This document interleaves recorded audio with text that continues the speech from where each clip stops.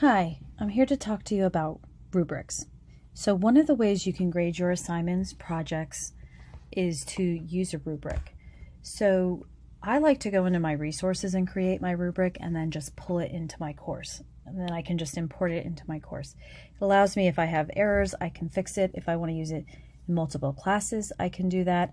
For example, you can see I have a mathematician book cover rubric. I also use one in my business math class. So I took the same rubric and I copied it, and then I was able to just change the vocabulary to suit my business math class. So if I want to create a rubric, I just go to add resources and I'm going to add a rubric. And then this window pops up. So I first have to give it a title. I'm going to call it Homework Assessment. Now, depending on how you grade your homework, you could have different criteria. You can have just one criteria. Is it done on completion? So I like to just grade my homework done on completion only. But I'm going to put in completion and number correct. So I'm going to have one criteria for completion. And then I hit twice. I was able to add multiple criteria. I'm actually going to delete them. I'm going to add just one. And then I'm going to have number correct. Now, if I want, I can have a scale of 4 to 1, like up to 4 points. I usually grade out of 5 points, so I'm going to add a 5th scale in, and then I'm going to change that to 5. So I have 5, 4, 3, 2, 1 points, and then I'm actually going to add one in at the end, because if they didn't complete the assignment, I can use the rubric to give them a 0. So completion, 5 would be excellent.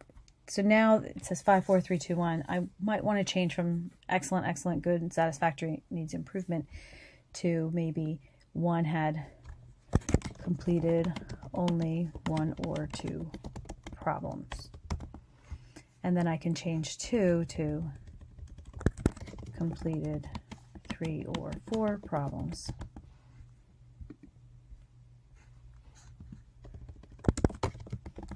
Completed 5 or 6 problems.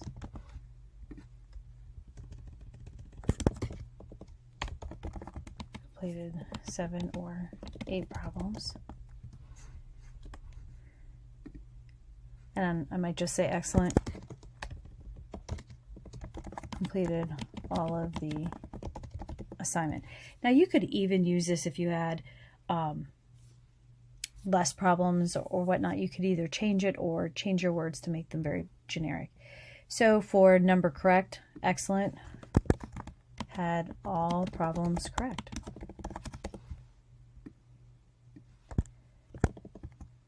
You can maybe change this to great, had most of the problems correct. Needs improvement, had none of the problems correct. Kind of feel like as long as they attempted the assignment, I don't really want to give them a total 0. If I'm struggling with well, I don't want to give 5, 4, 3, 2, 1, I can actually decrease this. I don't have to have the same amount of point values or the same amount of, I don't have to count down for all of them. I can have 0, maybe I have a 1, and then maybe this is a 3. Great, had most of the problems correct. Needs improvement, had none of the problems correct. 0. And then I might want to take that out because I'm going to only give 5, 3, or 1.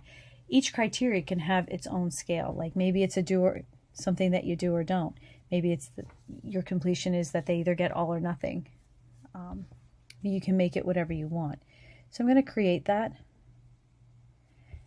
rubric. Now just to kind of point out the other thing that I did is with my mathematician one, I can do, as you see with the first one, if it had a title, they got 5 or nothing. All text type, 5, 3, or 0. Picture, all or nothing. And I was able to differentiate and change my wording for each one that they had.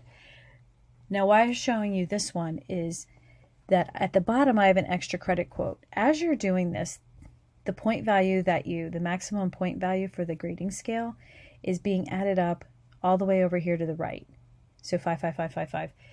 Some of them were worth 20, 20, 20, whatever. But my total points for this assignment is 100. Now I have my final category is I like to give them an extra credit quote, just in case they miss something or struggle to find something but found something kind of neat or cool, usually like a quote.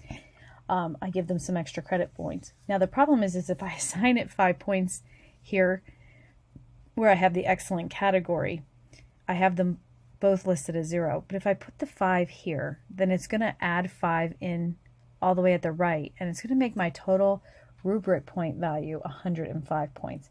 And that was not my goal. I wanted to give the kids some extra points on it if they did that little bit extra for the assignment. So when I'm grading my rubric, this says 0, and then I override the column all the way to the right and I add 5 points in so that the students can either make up for 5 points they might have lost somewhere, or if they had a lot of grammar errors, just a little bit of a help. So just kind of a little rubric trick if you'd like to give a little bit of extra credit on an assignment. So I'm going to just hit save. Actually, I'm going to hit cancel because I didn't make any changes. All right, and that's how you create a rubric. Now you can add it to your class. If I go to my prep class,